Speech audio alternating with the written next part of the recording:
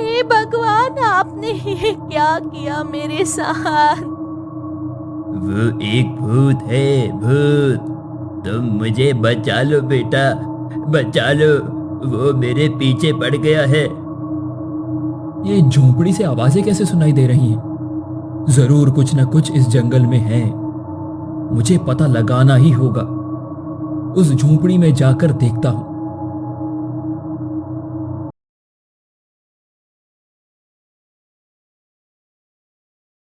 चंदनपुर नाम का एक गांव था। उस गांव में एक सुंदर सी नदी थी, लेकिन गांव वालों का ये मानना था कि वो नदी एक श्रापित नदी है। उस नदी के पास जो कोई जाता है या फिर उसका पानी पी लेता है, वो वापस लौट कर नहीं आता था। सुना है कि उस श्रापित नदी ने फिर से एक निर्दोष की जान ले ली है। अरे हाँ भाई, मैंने भी सुना है।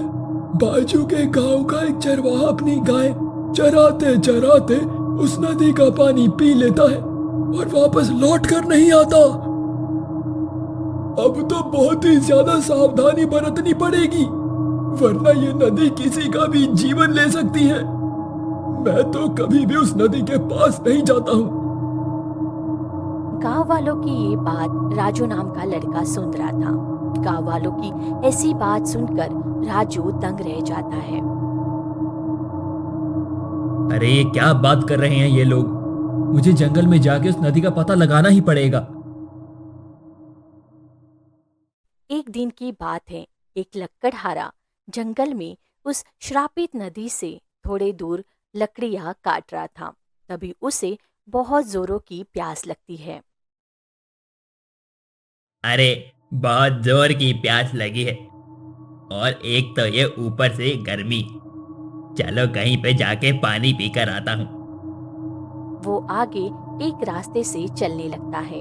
तभी थोड़ी ही देर में उसे एक बूढ़ा दिखाई देता है। वो दिखने में पागल और डरावना दिख रहा था। ए लड़के, कहां पर जा रहा है? तुझे पता नहीं कि आगे जाने में आपत्ति है? जल्दी से निकल जा, बोल रहा हूं मैं। चाचा मैं तो अभी आ जाऊंगा, मैं वहां पर सिर्फ पानी पीने के लिए ही जा रहा हूँ। अरे तुझे पता नहीं है क्या वो जगह खतरे से खाली नहीं है? वहां पर जाना छोड़ दे और जहां से आया है वहां वापस चला जा। इतना कहकर वो पागल बूढ़ा वहां से चला जाता है। अरे कितना डरावना और पागल बूढ़ा था ये। उसकी बातें अगर मैं मानूंगा तो मैं तो प्यासा ही मर जाऊंगा। इस वक्त उस नदी से मुझे पानी पीना ही होगा, वरना मैं प्यास सहन नहीं कर पाऊंगा। वो लक्कड़हारा बूढ़े की बात को ठुकरा कर उस नदी में पानी पीने के लिए जाता है।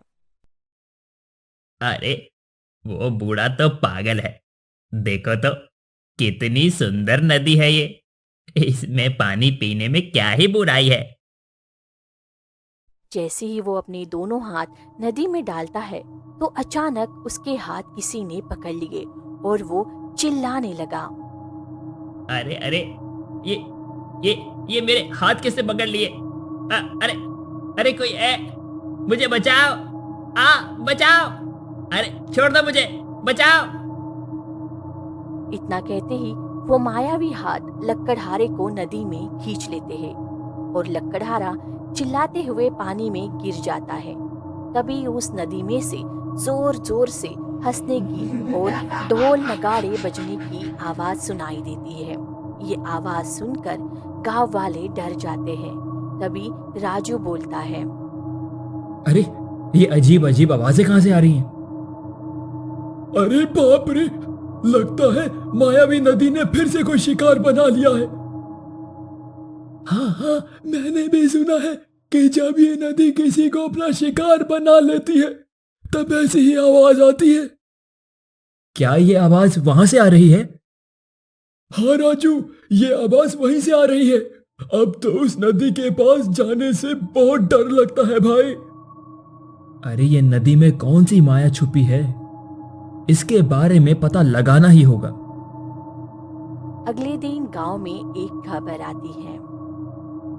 अरे जो कल आवाज आ रही थी ना, वो श्रापित नदी में से ही आ रही थी।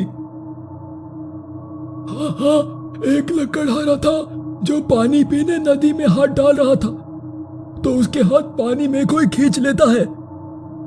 ये सुनकर राजू सोच में पड़ जाता है और अपने घर की ओर जाने लगता है।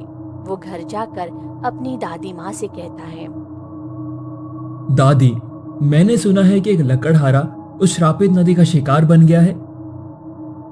हाँ बेटा, मैंने भी सुना है, इसीलिए मैं तुझे ना कह रही हूँ। कभी भी उस नदी के पास मत जाना बेटा, वो किसी को भी नहीं छोड़ती। जो भी जाता है उसे अपना शिकार बना लेती है। वो एक श्रापित नदी है। हाँ हाँ दादी, मैं कभी भी उस नदी का पानी नहीं पीऊंगा। पानी तो दूर की बात, लेकिन उस नदी और जंगल के आसपास भी नहीं जाएगा तू। चाहे कुछ भी हो जाए, लेकिन मुझे उस नदी के बारे में पता लगाना ही पड़ेगा। कल सुबह मैं कुछ बहाना बना के वहां पे जाऊंगा। अगले दिन सुबह राजू अपनी दादी से कहता है, दादी, मैं अपने गांव में अपने दोस्तों के साथ बैठने जा रहा हूं। ठीक है बेटा, लेकिन कल मैंने कहा था, वो याद है ना? हाँ हाँ दादी, मुझे बराबर याद है, मैं वहां पर नहीं जाऊंगा। दादी से झूठ बोलकर राजू उस जंगल के रास्ते से उस नदी में जाता है। कुछ देर बाद उसको एक बूढ़ा सामने से चलते हुए दिखाई देता है। वो बूढ़ा राजू से कहता है, ए लड़के, कहां पर जा रहा है? तुझे पता नहीं है क्या वो जगह खतरे से खाली नहीं है? वहां पे श्रापित नदी है। लेकिन ऐसा तो क्या है उस जगह में जो आप इतना मना कर रहे हैं? लेकिन वो श्रापित नदी है, भूतिया थोड़ी है जो मार देगी। अरे मूर्ख के सरदार, उस नदी के पास जो कोई जाता है वो वापस नहीं आता। वो नदी उसे अपना शिकार बना लेती है। इतना कहकर वो बूढ़ा बहुत ही क्रोध से आगे चलने लगता है, लेकिन राजू को ये बात हजम नहीं होती। अरे ये बूढ़ा तो मुझे पागल लगता है। ठीक है, कोई बात नहीं, जो होगा वो देखा जाएगा। थोड़ा आगे चलते ही राजू को वो नदी दिख जाती है। नदी की सुंदरता को देखते राजू खुश हो जाता है। अरे ये कितनी प्यारी नदी है, देखकर मन प्रसन्न हो जाता है। लेकिन जो गांव वाले बोलते हैं कि वो श्रापित नदी है, क्या वो यही है? समझ में नहीं आ रहा। तभी राजू को किसी के रोने की आवाज सुनाई देती है। अरे ये कैसी आवाज आ रही है? लगता है कोई रो रहा है। कौन है जो रो रहा है? कौन है? तभी उसे कुछ दूर एक साधु दिखाई देता है जो बैठकर रो रहा था। फिर राजू उस साधु के पास जाता है और कहता है, साधु महाराज, आप कौन हैं और यहां बैठकर क्यों रो रहे हो? क्या हुआ है आपको? वो एक भूत है, भूत। तुम मुझे बचा लो बेटा, बचा लो। वो मेरे पीछे पड़ गया है। ये आप कैसी बातें कर रहे हो साधु महाराज? कौन सा भूत? तभी उस वक्त उसे एक और आवाज कानों में गूंजती है और वो पीछे मुड़ के देखता है तो उसे वही डरावना बूढ़ा दिखाई देता है। बूढ़ा गुस्से में राजू को कहता है, ए लड़के, तुझे मैंने मना किया ना कि वहां पर मत जा। अरे ये नदी तेरा शिकार बना लेगी। तुझे कुछ समझ में आता है कि नहीं, पागल कहीं के? अभी भी मैं कह रहा हूं, चला जा यहां से। ये रहस्यमय नदी तेरी जान ले लेगी। चला जा। अरे आप इतना गुस्सा मत कीजिए, मैं जा रहा हूं। लेकिन तू यहां भी किससे बातें कर रहा था? अरे मैं इस साधु महाराज से बातें कर रहा था। वो बेचारे बहुत दुखी हैं। मुझे लगता है कि तू पागल हो गया है। यहां पर तो हम दोनों के अलावा और कोई नहीं है। राजू जैसे ही उस तरफ देखता है तो वहां पर कोई नहीं था। ये देखकर राजू चौंक जाता है। अरे यहीं पर तो थे वो, कहां चले गए? मैं सच कह रहा हूं चाचा। अरे वो एक भूत प्रेत था। लड़के, तू जल्दी से यहां से चला जा। देख, सूरज ढलने को आया है। रात को तो ये जगह और भी खतरनाक हो जाती है। जिस जगह से आया है वहां पर वापस चला जा। हाँ हाँ चाचा जी, आपकी बात बिल्कुल सही है। मैं जा रहा हूं, आप गुस्सा मत कीजिए। फिर वो बूढ़ा आदमी वापस से गुस्सा करके आगे चलने लगता है और राजू भी अपने रास्ते चलने लगता है। राजू को अपने घर आते आते रात हो जाती है। घर आकर देखता है तो तभी उसकी दादी घर के मुख्य दरवाजे पे ही खड़ी थी। अरे बेटा, तू कहाँ चला गया था? मैं कब से तेरा इंतजार कर रही हूँ। रात हो गई, तुझे पता नहीं है क्या? अरे अगर दादी को सच बता दिया तो वो जान खा जाएंगी।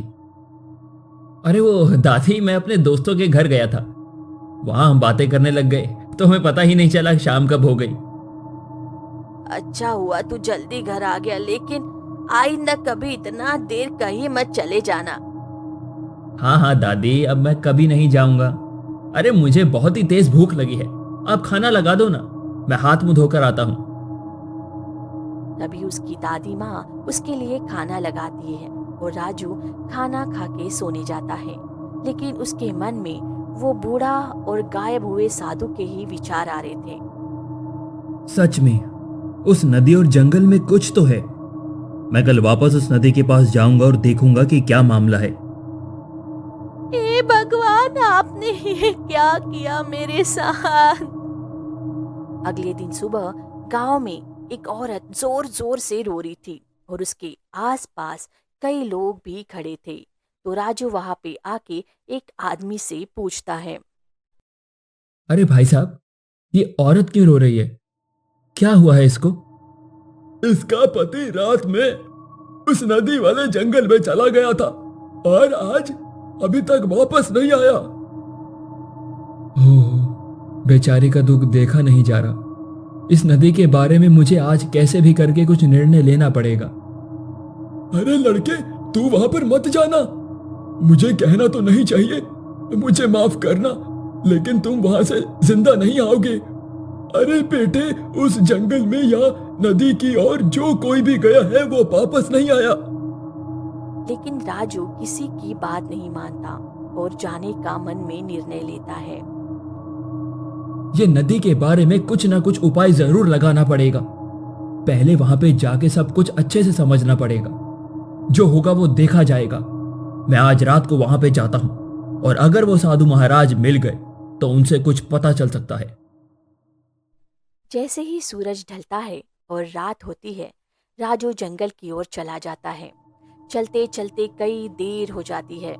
फिर बाद में उसे एक झोपड़ी दिखाई देती जिसमें से अजीबो गरीब आवाज सुनाई दे रही थी। वो एकदम से ही चौंक जाता है। ये झोंपड़ी से आवाजें कैसे सुनाई दे रही हैं? जरूर कुछ ना कुछ इस जंगल में है। मुझे पता लगाना ही होगा। उस झोंपड़ी में जाकर देखता हूं। वो झोपड़ी में जाकर देखता है तो दंग रह जाता है। उस झोपड़ी में वही पागल और डरावना दिखने वाला बूढ़ा कुछ मंत्र पढ़ रहा था और उसके आसपास इंसानी लाशें पड़ी हुई थी।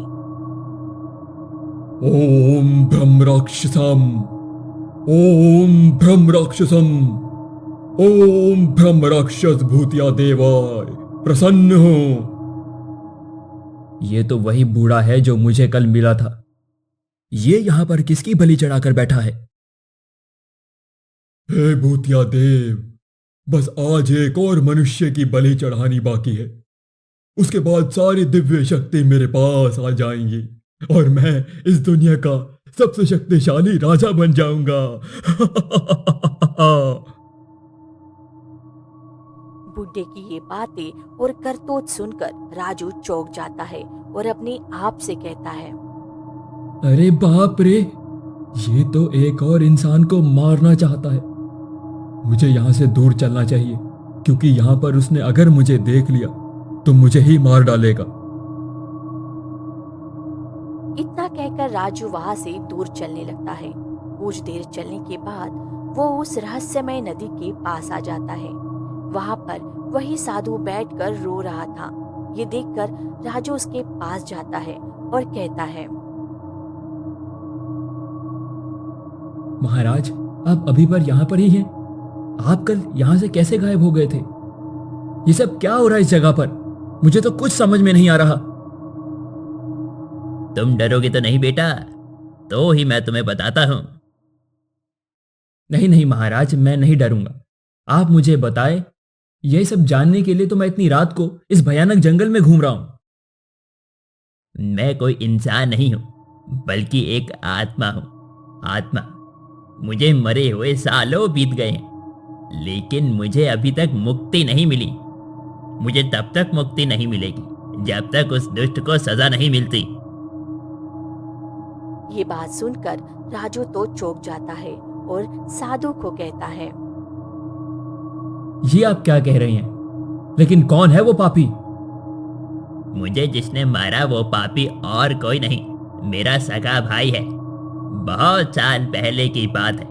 इस गांव में मेरे पिताजी एक मंदिर के पुजारी थे और हम दोनों भी उनके साथ रहते थे। मेरा भाई बचपन से ही सबसे शक्तिशाली बनना चाहता था, इसीलिए उसने ब्रह्म राक्षस को प्रसन्न करने के लिए इंसानों की बलि देना शुरू कर दिया। मुझे यह बात पता चल गई तो मैंने पिताजी को बताया। पिताजी ने तुरंत उसे घर से निकाल दिया और बाद में वो इस जंगल में आकर फिर से ब्रह्म राक्षस को बलि चढ़ाना शुरू कर देता है। एक बार मैं इस नदी में स्नान करने के लिए आया तो वो मुझे देख लेता है और मुझे यहीं मार देता है, और तब से मेरी आत्मा यहाँ पर भटक रही है। ये बात सुनकर राजू चौंक जाता है। ओह, तो ऐसी बात है। लेकिन ये नदी का क्या चक्कर है बाबा? ये नदी से लोग इतना क्यों डरते हैं और इसे लोग श्रापित नदी क्यों बोलते हैं? ये नदी बेटा कोई श्रापित नहीं है, वो भी उसी का ही काम है। वो अपनी दिव्य शक्तियों की वजह से नदी के अंदर छिप कर बैठा रहता है और जब तक कोई पानी पीने आता है तब उसकी जान ले लेता है और ब्रह्म राक्षस को उसकी बलि चढ़ा देता है। इसीलिए गांव वाले यहाँ आने से डरते हैं। आज उस पानी को सिर्फ एक बलि चढ़ानी है। अगर वो ये कर देता है तो उसे सर्वशक्तिमान का वरदान मिल जाएगा। जब तक उस पापी को सजा नहीं मिलेगी तब तक मुझे मुक्ति नहीं मिल सकती। आज अगर उसने किसी को शिकार बना लिया तो वो सबसे शक्तिमान हो जाएगा। नहीं नहीं, मैं अब किसी और की बलि नहीं चढ़ने दूंगा। मैं गांव वालों के साथ मिलकर उसे मरवा दूंगा। नहीं नहीं बेटा, वो ऐसे नहीं मरेगा। वो बहुत ही शक्तिमान है। जैसे ही तुम उस पे प्रहार करोगे तो वो गायब हो जाएगा और तुम्हारी जान ले लेगा। लेकिन तो अब इससे छुटकारा कैसे पाया जाए? क्या उपाय है उसका कुछ? उसका उपाय सिर्फ एक ही है। इस नदी के पार उदयनगर नाम का एक राज्य है। वहां पर शिव जी का एक मंदिर है। उस मंदिर में अमृत जल है। वो जल अगर तुम उस पर शिव जी का नाम लेके चुपके से उस पर डाल दोगे तो वो हमेशा हमेशा के लिए जलकर भस्म हो जाएगा। बाद में मेरी आत्मा को भी शांति मिलेगी और गांव वाले भी अच्छे से अपना जीवन व्यतीत कर पाएंगे। मैं सुबह ही वहां पर जाता हूं और वो अमृत लेकर आता हूं। मैं उसके ऊपर वो डालूंगा और उसकी सारी शक्ति को खत्म कर दूंगा। इतना कहकर राजू वहां से चला जाता है और अगले दिन चलो, आज मैं उस दुष्ट का सर्वनाश कर दूंगा। चलो, मैं अभी जल्दी से शिव जी के मंदिर से वो जल लेकर आता हूं। इतना कहकर राजू उस मंदिर की ओर चलने लगता है। वहां पर उसे एक पुजारी मिलते हैं। नमस्कार पुजारी जी, मैं नदी के पार उस गांव से आया हूं। मुझे एक लोटा अमृत जल दे दो। मुझे अमृत जल की जरूरत है। लेकिन बेटा, तुम्हें अमृत जल की क्या जरूरत पड़ गई? पुजारी जी, मैं वो आपको बाद में बताऊंगा। आज मेरे पास समय बहुत ही कम है। मुझे एक दुष्ट का नाश करना है। कृपया मुझे वो जल दे दीजिए। वहां से जल लेकर राजू उस बूढ़े झोपड़ी के पास जाता है। तभी वो बूढ़ा तपस्या कर रहा था। ओम नमः शिवाय कहकर कहकर राजू सारा अमृत जल उसके ऊपर डाल देता है और वो बूढ़ा एक आग में जलने लगता है। दुष्ट लड़के, ये तूने अच्छा नहीं किया। इतना बोलते ही वो भस्म हो जाता है। तभी उसके सामने वो साधु प्रसन्न होते हैं। तुम्हारा बहुत बहुत शुक्रिया बेटा, आज तुमने मुझे मुक्ति दिलवाई है। भगवान पूरी जिंदगी तुम्हारा भला करेंगे। इतना कहकर वो साधु अलौकित हो जाते हैं। बाद में गांव में राजू को पुरस्कार मिलता है और सारे गांव वाले राजू की तारीफ करते हैं और वो नदी और जंगल अब पहले जैसे ही बिल्कुल पवित्र हो गए थे।